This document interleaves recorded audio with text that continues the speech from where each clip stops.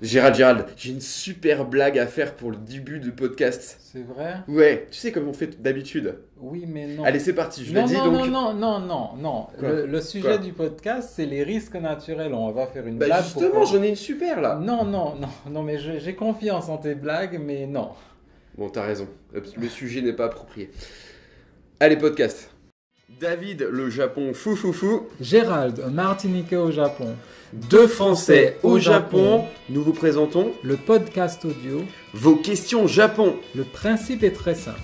Posez vos questions. Et nous y répondrons.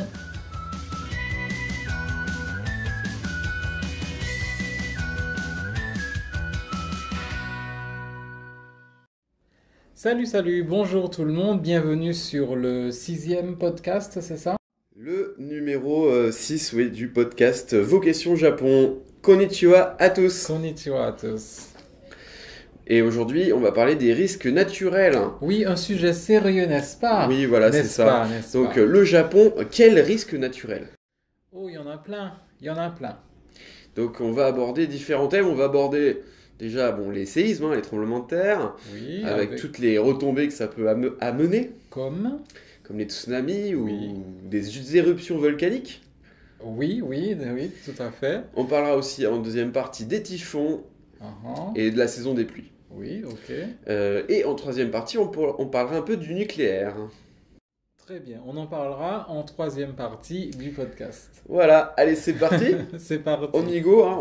Là on fait pas de FAQ cette fois-ci, on en fera peut-être dans un prochain podcast. Mm. Là aujourd'hui on va lancer tout de suite le sujet. Ok, très bien.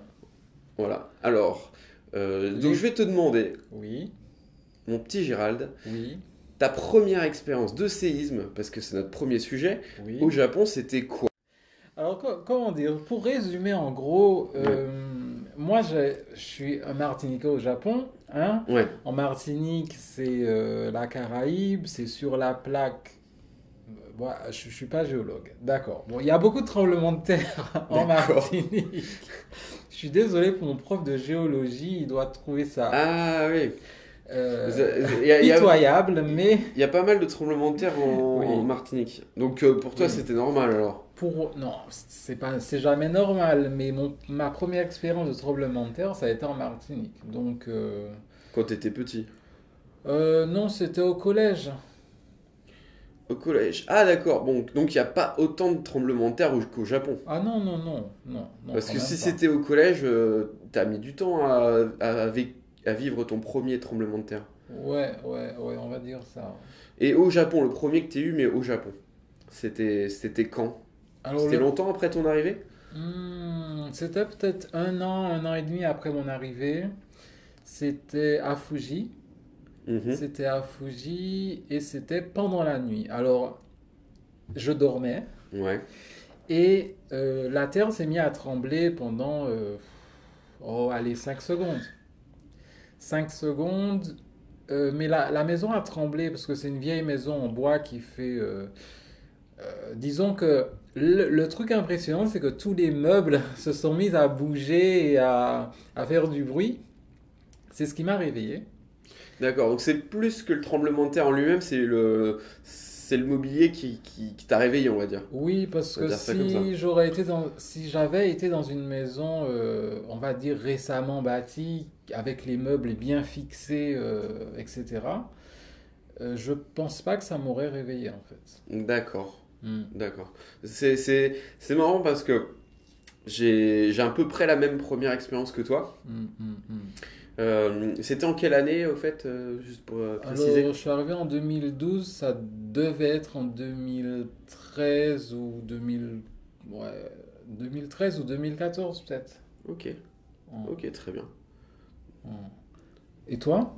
Eh bien, moi, c'était en 2007 ou 2008. C'était ma première année au Japon, hein. J'étais étudiant à la fac. Bienvenue au Japon. Bienvenue au Japon. Et ouais, j'étais dans ma chambre universitaire et comme toi, Enfin, c'était plus tôt le matin que la nuit, vraiment. Mhm. Mais mon lit a vibré. Et il y a mes livres de japonais qui me sont tombés dessus. Donc tu vois, mais parce que quand tu es dans une chambre universitaire, tu vois, la chambre, elle fait même pas 10 mètres carrés. Oui, Donc oui, oui. forcément, t'as l'étagère avec tous les bouquins juste à côté du lit. Oh, Mais oh, littéralement, les bouquins me sont tombés dessus, quoi. oh. D'accord. Ça m'a réveillé, mais après, j'en avais absolument rien à faire de l'état de mes livres. À ce moment-là, je me suis dit, mais est-ce que c'est la fin? Et je me suis dit, ça serait vraiment con de mourir en pyjama. Mais vraiment, parce que la première réflexion que j'ai eue, c'est mais attendez, là, c'est la fin du monde. Alors maintenant, j'en rigole, mais je peux vous dire que quand ça s'est passé, je rigolais pas, hein. J'avais vraiment, vraiment peur. Alors, je suis sorti. Au début, bon, j'étais un peu tétanisé, j'étais dans mon lit, mais j'attendais la fin, mais vraiment, hein, j'y ai pensé. Je me suis dit, mais est-ce que c'est la fin? Mhm. Et bon, bah, quand j'ai vu que ça continuait, je savais qu'il y avait des tremblements de terre au Japon. Mais il faut savoir que quand tu ressens hein, le premier tremblement de terre, quand il est important, non, vraiment, c'est impressionnant. C'est clair. Comme tu n'as pas de référence pour savoir si ça c'est un tremblement de terre normal ou Mhm. ça si c'est pas normal, donc je suis sorti de ma chambre, il y avait tous les autres étrangers qui étaient dans la même résidence que moi, tout le monde flippait mais comme pas possible. Et il y a Mhm. quand même quelques Japonais, tu sais, dans les résidences d'étrangers, hein, il y a quelques Japonais Mhm. comme ça, des tuteurs, d'autres étudiants japonais, et eux n'étaient pas dans les couloirs. Ah Alors bon? j'ai toqué à mon tuteur le plus proche de ma chambre, à Mhm. mon tuteur japonais. Il est sorti, il avait la tête, tu sais, la tête dans le 1, Mhm. et il comprenait pas qu'est-ce qui se passe, c'est quoi le problème. Genre, c'est normal, quoi. Genre, c'est tout à fait normal. Et je lui dis, mais il y a un tremblement de terre, c'est la panique et tout. Oui, et alors? Ah, un tremblement de terre, non, mais c'est normal, vous inquiétez pas, vous pouvez aller vous recoucher. Voilà ce qu'il nous a dit. Putain. C'était quand même, faut préciser, c'était quand même un tremblement de terre assez conséquent. Mhm. J'étais à Kanazawa à l'époque, et Mhm. il y avait eu cette année-là un tremblement de terre assez important à Kanazawa. Donc c'est quand même, il est passé aux infos, ils en ont pas mal parlé. C'était quand même un gros tremblement de terre. D'accord. Donc, est-ce que nous, on a ressenti le tremblement de terre de Kumamoto qui a eu lieu le 14 et le 15 avril? Non. Ah, le tout dernier, Le oui. tout dernier, oui. C'est un peu celui-là d'ailleurs qui m'a fait penser à cette idée de podcast, hein, Mm. j'avoue. Le tout dernier, là, on en a parlé effectivement en France également, hein, vous en avez entendu parler. Comme c'était à Kyushu et Oui, que nous on habite à Shizuoka, oui. il y a quand même une bonne distance, hein, je sais pas exactement, Donc, mais Kyushu, c'est bien au sud et Shizuoka, on est à peu près au centre. on est au sud, à Shizuoka, on est au sud-ouest de Tokyo. Sud-ouest, ouais, c'est ça. Mm. Mm. Et non, non, on l'a pas ressenti. Moi, je l'ai pas ressenti, toi non plus. Les gens ici ne l'ont pas ressenti, mais on en a entendu parler comme vous aux infos. Énormément. Voilà, donc les familles, enfin nos familles sont venues, ont demandé des nouvelles, mais t'as ressenti le tremblement de terre et tout. Je dis non, non, c'est trop loin, c'est au sud, là, on est dans le centre de Honshu, c'est ça? Ouais. Ma mère était quand même assez inquiète, même si elle savait hein, que, évidemment, Shizuoka c'était loin. Elle était quand même inquiète et elle m'a envoyé un mail pour me demander si ça allait, quoi. Voilà, voilà, donc nous on l'a pas ressenti, Non. on l'a eu aux nouvelles comme vous, exactement. Ouais, moi je regardais la télé et en fait, au Japon, hein, c'est assez bien foutu parce que quand il y a un tremblement de terre important, il te Mhm. donne tout de suite une information, t'as un petit bip qui Oui, se déclenche même quand tu oui. regardes une émission de télé, qui n'a rien à voir d'ailleurs. C'était une émission de variété, mais si tu veux, même à ce moment-là, ils ont fait des bips comme ça. Il y a eu, il y a eu un message d'information à l'écran qui indiquait justement le tremblement de terre et la magnitude. Et on peut avoir des alertes sur son portable aussi. Voilà, sur le portable, sur les smartphones. Alors moi, j'ai un vieux portable, donc j'ai pas du tout d'alerte dessus, mais Non, mais voilà, c'est pour dire que pour les Japonais, c'est normal, c'est normal. Ça serait fort de dire que c'est normal. alors Mais celui-là, en l'occurrence de Kumamoto, n'est pas normal parce qu'il est vraiment bien plus important que ceux que vivent les Japonais habituellement. hmm. Disons que ce n'est pas surprenant. Voilà, c'est le mot que je cherchais. Les séismes ne sont pas surprenants, mais les séismes de forte magnitude, parce que là c'était quand même 6,4, Oui, c'était le 14 avril, hein. oui, Il y en a eu un de même magnitude de 6,4 pareil le lendemain, le 15 avril. oui. Et ces deux tremblements de terre là, il y en a eu d'autres hein, encore, hein. Parce qu'il y a des répliques à chaque fois. Mais ces deux qui sont très importants du 14 et du 15 avril, ces deux-là, ils sont quand même anormaux. C'est pour ça qu'on en a énormément parlé aux infos, même au Japon. Voilà. Le programme télé que je regardais a été coupé, ils sont passés en flash spécial Mhm. jusque très tard le soir et ils ne parlaient que de ça. Il ne parlait que de ça. D'accord. Mais tu sais pourquoi ils ne parlaient que de ça? Eh? Tout simplement parce que, comme vous le savez, en 2011, Hmm, en mars 2011, hmm.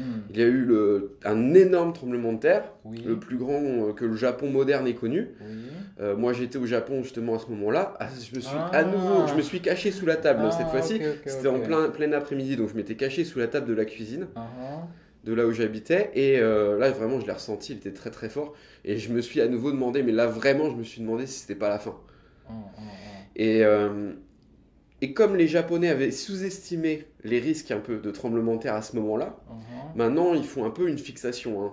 hmm. C'est-à-dire que maintenant, ils vont relever mais tous les tremblements de terre d'une magnitude relativement importante. Hmm. Celui-là, quand même important, hein. Il y a eu d'ailleurs euh, une quarantaine ou une cinquantaine de morts, hein, je crois, un millier de blessés. Mhm. J'ai pas exactement les chiffres sous les yeux, mais c'est à peu près dans ces taux-là. Donc c'est quand même c'est un tremblement de terre mortel, Ah, ah. alors qu'il y a des tremblements de terre, faut le savoir, tous les jours au Japon. Oui, des petits, quoi. Il y en a énormément de petits, mais des comme ça qui font des morts, non, il n'y en a pas beaucoup. Donc celui-là était quand même très important. Ben Celui de alors, Kumamoto. ben alors s'ils font encore plus attention aux activités sismiques, j'aimerais bien qu'ils fassent une relation entre le volcanisme et l'activité sismique. Parce que il y a eu Mm, au même moment le mont Aso mm, mm. qui a eu qui est entré en mini-éruption, on va dire. Ouais. Et puis, tu as tous les spécialistes qui vont dire, mais non, mais ça n'a pas de lien. Je veux dire, faut quand même pas exagérer. Il n'y a pas besoin d'être sorti de Saint-Cyr pour comprendre qu'il y a un lien entre activité sismique et volcanisme. Ouais, tout à fait. Mais je pense qu'en fait, tout simplement, comme ils n'ont pas assez de données scientifiques pour dire précisément à 100% que c'est lié ou pas, ils vont tout simplement rien dire, quoi. Enfin, ils vont dire, il n'y a pas d'évidence que ce soit lié. Ouais. Mais évidemment, faut pas être con non plus. Je vois pas Bah, comment ça pourrait ne c'est pas être lié. c'est mon avis. Alors, je sais pas si parmi les internautes, il y en a qui s'y connaissent beaucoup mieux que nous, je pense, parce que nous, on est... Si quelqu'un parmi les internautes en connaît S'il y a des plus, scientifiques, des spécialistes voilà, voilà. des plaques et tout ça, Donc, donnez-nous votre avis pour voir, quoi. hmm, ouais, Ok, donc séisme, on tout a à fait. marqué, et ensuite tsunami. Oui, parce que les tsunamis, forcément, sont liés au séisme hein, et les tremblements de terre. Hmm. Parce que ce qui est le plus dangereux, c'est pas forcément le séisme en tant que tel, ça peut être le tsunami qu'il va engendrer. D'ailleurs, dans les flashs spéciaux hein, au Japon, il marquait à chaque fois, hein, absolument, il marquait est-ce qu'il y a un risque de Tsunami. tsunami ou Hmm, pas, hmm, hein. hmm, Et donc souvent, il n'y en a pas, hein, parce que hmm, la plupart des séismes n'engendrent pas de tsunami, hmm, mais c'était tout de suite indiqué après le chiffre de la magnitude, parce que hmm. c'est ça qui va déterminer si Qui va il y a faire beaucoup de beaucoup de dégâts. dégâts ou pas. Hmm, hmm, hmm. On parlait du tremblement de terre de Fukushima Oui. en mars 2011. C'est surtout le tsunami qui a fait beaucoup de morts. Hmm, hmm, C'est hmm. surtout celui-là qui a été dévastateur, plus que le tremblement de terre en lui-même. D'ailleurs, les centrales, bon, on en parlera tout à l'heure, donc je ne développe pas sur le sujet, mais elles ont Oui. été plutôt victimes du tsunami, Du tsunami. plus que du séisme. Pour Fukushima, hein. Voilà, pour Fukushima. Voilà. Voilà. Ensuite, le point suivant qu'on a marqué, c'est les typhons. Les typhons. Donc oui, là on est vraiment dans les risques naturels, hein. On rappelle, c'est le thème central, les risques naturels au Japon. Donc, alors toi, ton premier typhon, Gérald, non ce moment mais, fabuleux, attends, inoubliable. c'est ça, un moment inoubliable. Exactement. Vas-y, Tu viens, raconte-nous tu ce viens, moment romantique avec ton typhon. tu vis en Martinique, tu vis en Guadeloupe, tu vis dans la Caraïbe, des typhons, mais à partir de l'âge où tu arrives à concevoir les choses et à comprendre un peu ce que raconte la météo, des typhons. Enfin, Quand ta mère t'a conçu, il y avait un typhon. Non, C'est ça que tu es en train de me dire. quand je suis né en octobre, c'est un peu fini quand même en octobre les typhons. Enfin, on appelle ça des ouragans, des tempêtes tropicales, des ouragans, voilà. Le nom diffère, Le mais nom c'est la même diffère, chose. c'est la même chose. Et dans l'océan Pacifique, ce sont des typhons. Donc moi, je suis arrivé au Japon. On me dit, oh, il y a un typhon, il y a un typhon, il y a un typhon. Oui, ben, il y a un typhon, d'accord, mais il y en a chaque année. Et puis, Ouais, ouais. Et c'est parce que tu avais déjà l'habitude. ah ben oui, ben attends, Mm, mm. c'est même Et plus tu les trouves plus soft, les typhons japonais, ou si tu les compares aux typhons de Martinique? Hmm, comment La dire? nature est-elle plus sauvage? En fait, c'est la même chose. La grosse différence qui m'a... Là, je me suis dit vraiment, on est au Japon. C'est après le typhon. Les gens ne bronchent pas. C'est pas ça? Non, non, si, si. Justement, ils ont des réactions. C'est-à-dire que tu as les petites associations de quartier avec Généralement, c'est des Mm. retraités. Ouais. Eh ben, ils vont sortir tout C'est simplement avec leurs uniformes, c'est leurs très casquettes, organisé. leurs gilets, leurs balais, et ils vont déblayer les routes. Mais d'eux-mêmes, hein, il n'y a pas besoin d'aller leur dire allez, faites-le. Ils vont le faire. Mm. Après, certainement, un responsable va passer, Mm. va dire ok, vous avez bien fait. Ouais. Mais voilà. Ces réunions de quartier, en fait, ça s'appelle les chonaikai. Ouais. Hein, donc réunion de quartier. Mm. Tous les quartiers ont leur chonaikai, en fait, c'est des pâtés de maison, hein, qui ont chacun un représentant, hein, donc des parents, Mm, mm, souvent, ou des parents, des personnes qui sont dans ces espèces d'associations de quartier. Hein, ce sont des associations de quartier. Et c'est ces associations-là de quartier qui vont s'occuper, par exemple, du tri des poubelles, de nettoyer un petit peu la rue, et même, Voilà. comme tu le dis, là, après le typhon. Et c'est vraiment très très efficace. C'est-à-dire qu'en 15 minutes, une fois que le typhon est passé, les rues sont nickel. Elles sont propres, il n'y a pas de débris, il n'y a rien, tout est rangé sur le bas-côté. Tandis que en Martinique, tu as un arbre qui est tombé, il faut attendre que la mairie elle dépêche un Ouais, là, tracteur ou je sais pas quoi pour aller enlever l'arbre. Ouais, parce que ça passe par la mairie. Mais comme au Japon, ces tâches-là sont déléguées justement aux associations de quartier, les gens ils vont sortir parce qu'ils habitent sur le lieu C'est ça. de l'accident, de l'événement. C'est Donc ça. forcément, ils sortent tout de suite après et ils vont ranger ça et c'est tout de suite réglé. Bon, après, je plains un peu les écoliers ici parce que du coup, ils peuvent pas prendre le typhon ou l'ouragan comme prétexte pour ne pas aller à l'école parce que quand t'as un arbre qui est tombé dans la rue, ah ben désolé, hein, il faut avertir la maîtresse parce que je pourrais pas aller à l'école, hein. Bah, Ah, oui, ça, c'est toi quand t'étais jeune. Ah oui, la voiture elle passe Quand pas. quand t'étais petit. Hein. La rue elle est trop mouillée, la voiture elle monte pas le morne, elle monte pas le. Tu sais c'est quoi un morne? Elle monte pas la montée Ouais, quoi. ouais, ok. Donc voilà, aujourd'hui pas d'école, demain pas d'école non plus parce que le temps que le tracteur arrive, voilà. Mais Ok. ici non, 15 minutes après tout est propre donc ils peuvent aller à l'école. Très bien, très bien. Voilà. C'est efficace, c'est vrai. Oh, quand même, alors des fois c'est l'école hein, qui décide, qui décide qu'aujourd'hui c'est fermé, que les écoliers n'ont pas à venir. Mais sinon ils y vont. Hein. Sinon ils y vont. Ouais, ouais, ils y vont. Ah, ils y Donc, vont dans n'importe quelle situation, ils y vont. C'est moins marrant pour eux. Voilà. Mais le train a tendance à s'arrêter aussi, hein, momentanément, mais a tendance à s'arrêter après pendant de forts typhons Mhm. ou après un gros tremblement de terre. Ouais. Ouais. Ouais. Donc forcément, il y a des impossibilités. Tu peux pas toujours arriver au travail. Des fois, l'entreprise ou l'école va fermer pendant une demi-journée ou une journée, ça arrive. Une demi-journée seulement. Non mais vous Ah oui, entendez non, mais ça attends. quoi. Une demi-journée seulement. Oui, quoi. non, faut pas déconner. Hein. Non, voilà. Oui, parce que les typhons, ça passe assez rapidement. Oui. C'est juste 1 heure, 2 heures, peut-être 3 heures. Et puis après, le typhon va vers de nouvelles contrées lointaines. Hmm. Par contre, la saison des pluies, ça dure longtemps. Voilà, donc on peut parler de ça. Ça dure à peu près, on va dire, 3 semaines, un mois, quoi. En Ouais, gros. en gros, ouais, à peu De près. milieu juin à milieu juillet, à peu près. À Ça peu dépend près, des ouais. années, Ça mais dépend, ouais, on va ouais, dire qu'en ouais. gros, c'est ça. En gros, il y a beaucoup de pluie.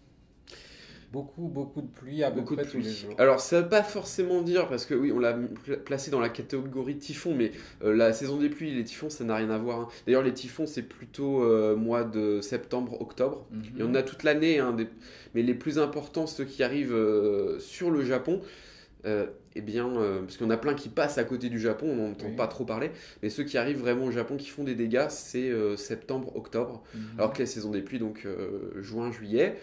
La saison des pluies sont des pluies, contrairement aux typhons, qui sont des pluies plus douces, Mhm. entre guillemets, Entre hein. guillemets. En fait, c'est plus stable, on va dire. Mhm. Ben, Il y a moins de vent, voilà, c'est la grosse différence. il n'y a pas de vent d'ailleurs du tout. Mhm.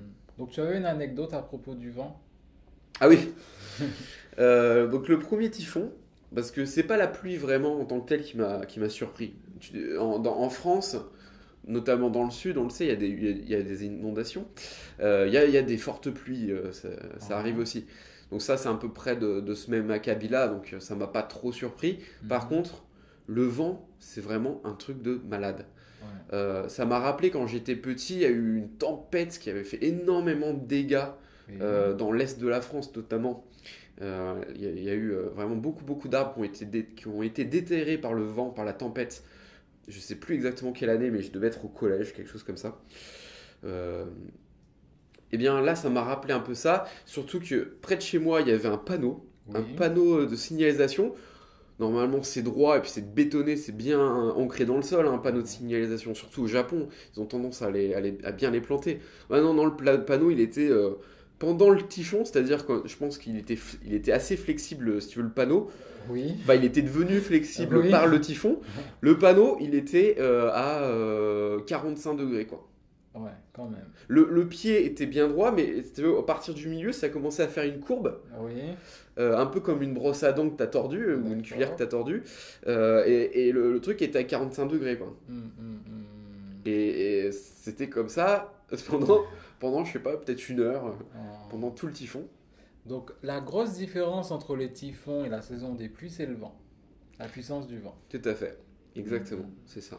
Sinon, moi, pendant la saison des pluies, mis à part que c'est pénible d'être à vélo pendant cette saison, faut mettre les imperméables et tout, c'est voilà.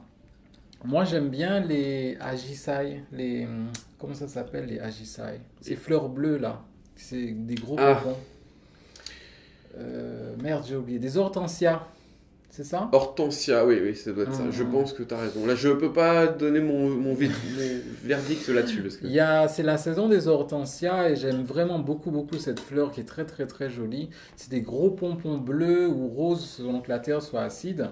Mm. Et je trouve que c'est le point positif de la saison des pluies. Après, voilà. Moi, il y a un autre point positif que je vois dans la saison des pluies. En fait, fin mai, début juin, ça commence déjà à chauffer au Japon. Mhm. Et fin juillet, août, ça cuit, mais littéralement, vraiment, on a très chaud. Et c'est très humide, le Japon, hein. Mhm. Donc la chaleur se fait vraiment très fort, très ressentir. Alors que pendant la saison des pluies, il y a vraiment une accalmie à ce niveau-là. C'est beaucoup plus doux, Oui, beaucoup plus frais. oui, Vraiment, l'air est pur, on le ressent, hein. J'aime bien la saison des pluies pour ça. d'accord. Mais, et aussi quelque chose d'autre, mais ça c'est plus lié à ma personnalité. J'aime bien la pluie, j'aime bien le bruit de la pluie quand je suis chez moi. Ah ben oui, non, mais quand t'as pas à sortir, c'est chouette la pluie, hein. Voilà, c'est ça. Et ça me rassure, j'aime bien ce bruit de la pluie. Ah, Pas quand elle est trop forte, hein, parce que quand il y a un typhon, des fois la pluie est tellement forte que ah, t'entends mal que t'entends mal la télé, quoi. ah, d'accord. Mais quand c'est la saison des pluies, j'aime bien, ça donne une atmosphère. Alors, par rapport à la télé, bon, c'est peut-être que... non, pardon. Qu'est-ce que tu voulais dire? Tu as une... Exprime-toi, vas-y. D'accord, parce que nous, on avait une antenne sur le toit et comme il y avait beaucoup de vent, l'antenne tombait et du coup, on n'avait plus de télé. Oui, bah c'était quand la télé passait par l'antenne. C'est ça, En France, c'était le cas encore il n'y a pas si longtemps que ça. c'est ça. Donc, on ne pouvait pas ressortir, remettre l'antenne en place, c'était pas possible, il y avait trop de vent. Mm. Donc, ben, on n'avait pas de télé pendant les ouragans, les trucs comme ça. Bon, on faisait autre chose, hein, on s'amusait autrement. Ouais. Ça veut dire que tu loupais l'épisode de Dragon Ball à cause du Mais typhon. non, mais de toute façon, j'avais pas le droit de regarder Dragon Ou Ball. Sailor Moon Donc, plutôt, parce que toi c'est plutôt Sailor Moon. non, mais j'avais pas le droit de regarder Sailor Moon non plus. Bref, on est en train de Ils rentrer étaient- dans ma vie personnelle. Ouais, ouais, on va s'arrêter là. Non mais c'est très intéressant aussi. Le troisième point dont on voulait parler, c'était Le nucléaire. le nucléaire. Ouais. Avec Alors, Fukushima et puis là Kumamoto récemment. donc, Fukushima, c'est plus au nord, hein. Oui, Fukushima c'est au nord, nord-est du Japon. Hein, D'accord. c'est encore plus au nord par rapport à Tokyo. Mm, mm, mm. Ici, alors à Kumamoto, il y a eu le tremblement de terre. C'est sur l'île principale, hein, c'est Mhm. pas Hokkaido non plus, Mhm. ça reste sur l'île principale, mais c'est le nord-est du Japon. Vous pouvez regarder sur une carte. Ça reste assez loin de Tokyo quand même. Mm, mm. Et de Shizuoka, oui, c'est quand même assez loin. Ouais. Et alors Kumamoto? Kumamoto, c'est tout aussi loin, mais de l'autre côté. C'est Au sud. sud-ouest du coup. Sud-est? Sud-ouest, Sud-ouest. ouais. Donc Shizuoka est au centre-est. Fukushima, c'est nord-est. Donc ok. Kyushu, hein, l'île dans laquelle il y a la préfecture de Kumamoto, Mm, mm, mm. c'est au sud-ouest. Voilà. Donc il y a eu le tremblement de terre et je- vous avez Kumamoto. Juste en haut, vous avez... Alors en haut et en bas, vous avez deux centrales nucléaires. Vous avez Genkai qui est en haut et vous avez Au nord. au nord et vous avez Sendai qui est en bas, Ouais, au sud. Sendai qui est au sud et Sendai qui qui est sont au à peu sud. près à même distance. C'est-à-dire qu'en fait, elles sont à peu près à 110 km chacune de l'épicentre Ouais, du séisme. ouais, 115 km. Et Donc c'est pas loin. Hein. c'est pas loin. En comparaison, pour Fukushima, il y avait, la distance était beaucoup plus importante. Entre l'épicentre du séisme de mars 2011 et les centrales de Fukushima, c'était plus éloigné. Là, c'est vraiment juste à côté. Hein. Donc, officiellement, Yes. hein, elles n'ont pas du tout été touchées. Non, elles sont invincibles. Voilà, donc on ne pourra pas C'est vous comme en dire Captain plus. America Voilà. ou comme un Gundam plutôt. Donc on ne pourra pas en dire plus Ils parce sont que, indestructibles. voilà, il n'y a rien, tout va bien. Tout va bien, officiellement. On espère que c'est vrai. Oui, non, mais on espère que c'est vrai parce que sinon, là, c'est D'un la côté, ils catastrophe, peuvent pas hein. trop. Alors, il y a peut-être des dégâts, mais ils restent mineurs. Dans ce cas-là, ils peuvent ne pas en parler. S'il y a des dégâts importants, ils sont obligés d'en parler. Sinon, ça devient un problème tellement grave. Oui. Ils sont obligés d'en parler aux médias. T'inquiète pas, les médias au Japon sont très puissants. Je pense que s'il y avait eu un souci, ça se serait su assez rapidement. Oui. Après, le décret, c'est pas un décret, l'annonce officielle a été faite. Alors, je me Enfin, rappelle. l'annonce officielle n'a pour but que de rassurer les gens. Donc, Voilà. Bon, si c'est des dégâts mineurs, moi je veux bien. Ils remettent un coup de béton et puis voilà. Bon. Mais bon, si c'est grave, je veux bien savoir. Bon, officiellement, il n'y a rien. Mais bon. Non. Il faut expliquer aussi quelque chose pour les auditeurs. Il y a au Japon 54 réacteurs nucléaires. La plupart ont été, non, la totalité, hein, ont été fermés, enfin mis en arrêt en fait, Oui. mis en pause après Fukushima.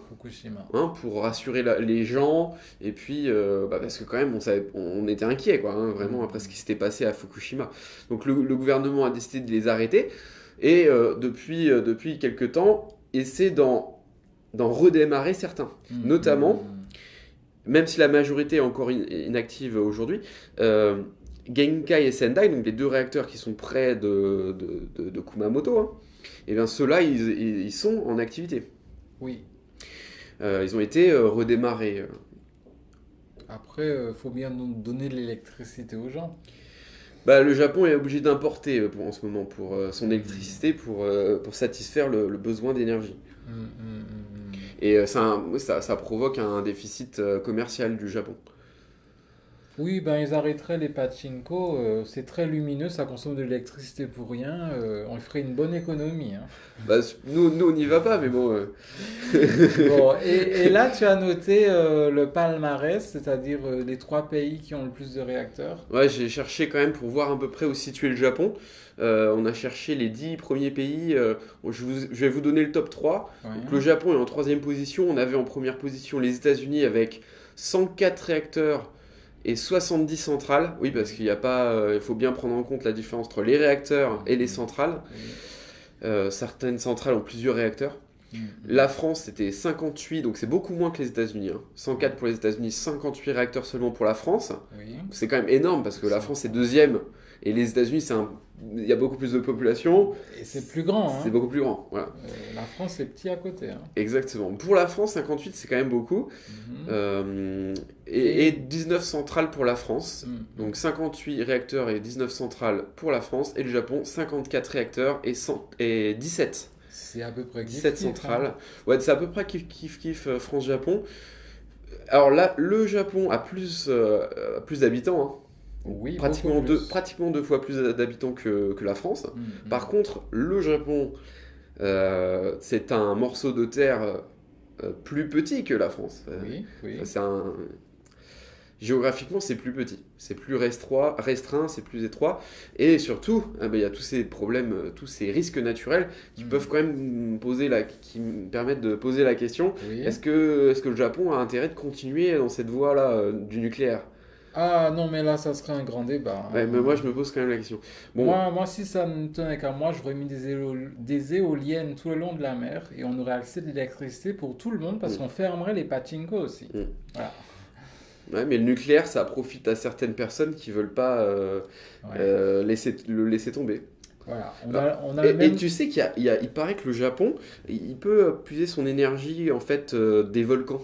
Mais évidemment. Ce qui pourrait être génial parce qu'au Japon, il y a de quoi faire. Donc, de faire cette difficulté qu'a le Japon, d'avoir plein de volcans, d'en faire un atout, d'utiliser cette énergie, et bien pour s'alimenter, ça serait super. Ils en font bien des onsen. Ça, c'est génial, les onsen. Ils peuvent en tirer de l'énergie. Mais voilà. Ils ont du vent, ils ont beaucoup de vent, ils peuvent faire des éoliennes terrestres. Ils ont des courants marins, ils peuvent faire des éoliennes marines. Tu transformes tous les onsen du Japon en centrales et c'est parfait. Ils ont aussi beaucoup de soleil, ce qui fait que les panneaux solaires se multiplient partout. Enfin, le matin, surtout.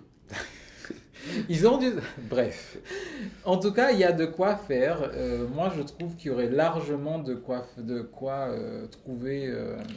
Ça coûterait de l'argent au début, ça engendrerait des risques pour ces nouvelles industries au début, mais en termes d'avenir, à long terme, c'est super. C'est beaucoup mieux. Ouais, sauf que malheureusement, le gouvernement ne prend pas cette voie.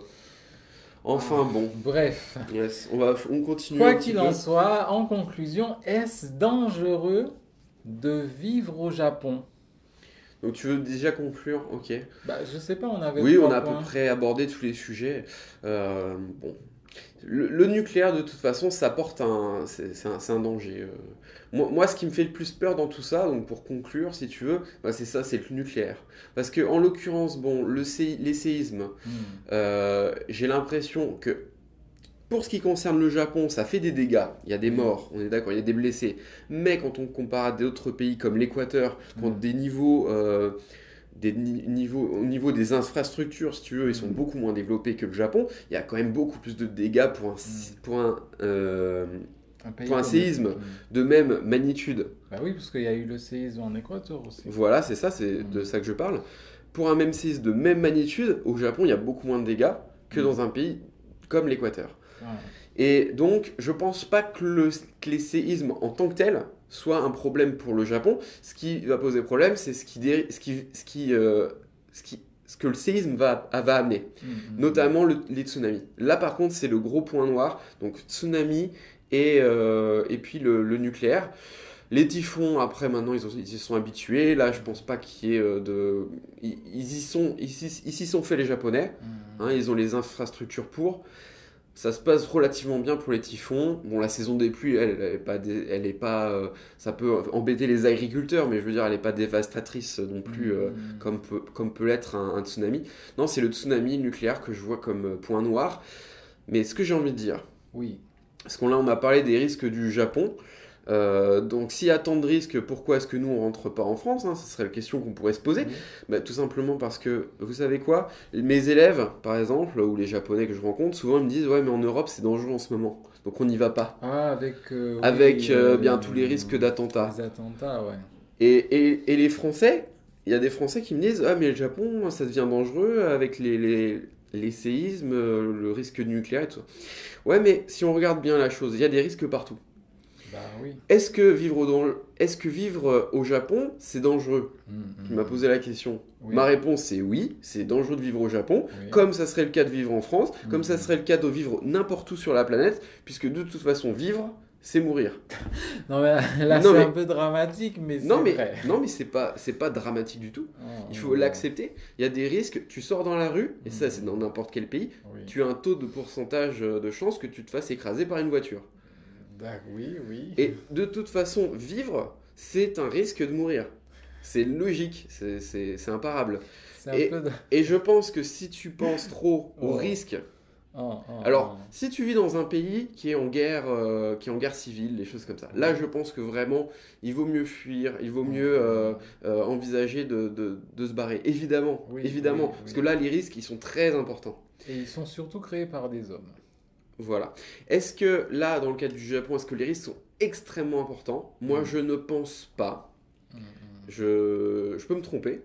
Oui. On ne sait pas. Parce qu'on ne sait pas. Je n'ai pas la réponse non plus. Mm. Ce que je sais, c'est qu'il y a un risque. Il y a un danger, évidemment. Mais c'est le cas un peu partout. Et il est pour moi le danger acceptable. Donc, je ne vais pas remettre en question le fait que je vis au Japon pour ça. Mm, mm, mm. Oui, bah, La je- question est je- posée, mais la réponse pour moi, c'est ça. Qu'est-ce que tu en penses, toi? Bah, je suis d'accord avec toi dans la mesure où il y a eu un tremblement de terre à La Rochelle. Ah oui, c'était il y a une semaine ou 2 c'était il y a semaines, je une sais semaine, plus. Ouais. ouais. Ouais, ouais. Un gros tremblement de terre sur La Rochelle, mais c'est impensable, quoi. Il y a des amis à moi qui sont nés là-bas, voilà, et c'était leur premier tremblement de terre. Mhm. Bon, ils me l'ont dit, je leur ai dit, ben, c'est bien, enfin, moi ça m'a pas surpris, mais c'est une zone où, enfin, il n'y a pas de tremblement de terre notable, quoi. Donc oui, c'est dangereux de vivre partout. Vous pourriez rester en France, que ça serait, j'ai envie de dire, dangereux aussi, ça sera pas les mêmes dangers, mais voilà, quoi. Ah, oui. Ouais, non, excuse-moi, je rajouterai juste un petit truc après, mais vas-y, continue. Donc, est-ce que c'est dangereux de vivre au Japon plus qu'ailleurs? J'ai envie de dire non. C'est-à-dire qu'avant que je parte, tout le monde m'a dit mais non, Fukushima, c'est pas encore réglé. C'est tout le pays qui est pris de radioactivité. Non, j'y suis allé. Bon, je suis toujours là, je suis toujours bien. C'est vrai que toi, tu sais, en plus, tu as pris la décision d'y aller après, Oui. après Oui. les événements. Oui, donc tout le monde me disait non, n'y va pas, c'est un pays dangereux.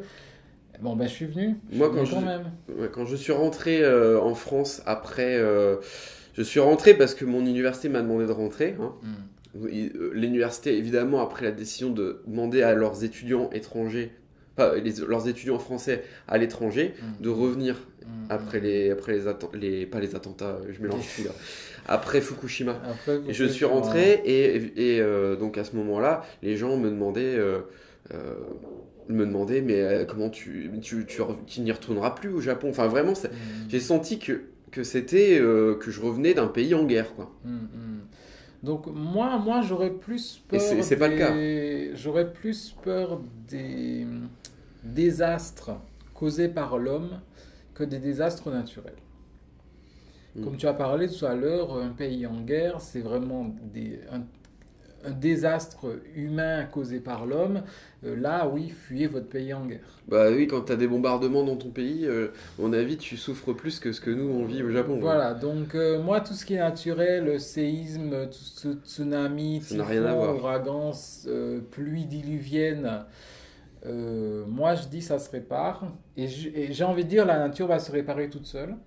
Tandis que les désastres humains, genre nucléaire, guerre ou autre, là, ça se répare pas. Alors, Sauf que tu peux pas non plus. Je suis d'accord en partie avec toi, sauf que tu peux pas non plus séparer totalement le naturel de l'homme. Parce que ces risques naturels, ils sont accentués par notre action à nous, notamment le réchauffement planétaire, des choses comme ça. Donc, on a quand même une responsabilité dans ces risques naturels. C'est presque une vengeance de la nature par rapport à ce que l'homme lui fait. Bah, j'ai un exemple très concret par rapport à ça. J'habite à Fujishi et sur mon blog ou sur le groupe Facebook, je ne sais plus, je disais qu'il y a des risques de tsunami. Et alors j'ai un internaute qui me dit mais comment ça se peut? Parce que là où tu habites, c'est une péninsule. Donc il ne peut pas y avoir de grandes vagues qui se créent parce que c'est une péninsule. Donc moi, je me suis dit, mais non, mais ça tombe directement dans une fosse parce que ça devient très profond, etc.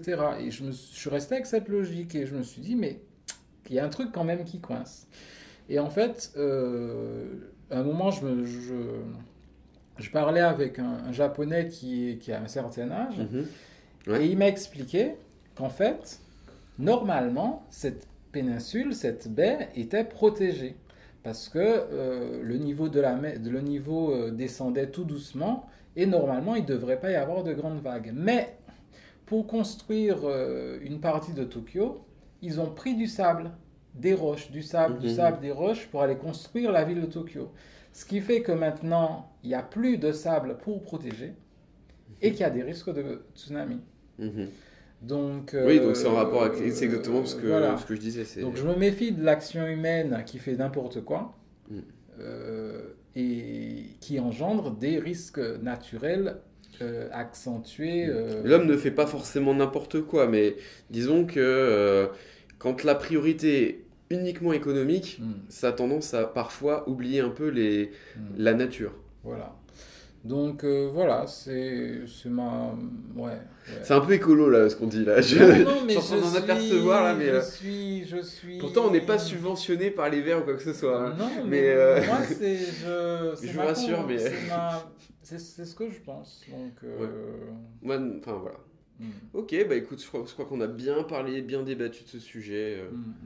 Très intéressant, des risques naturels au Japon.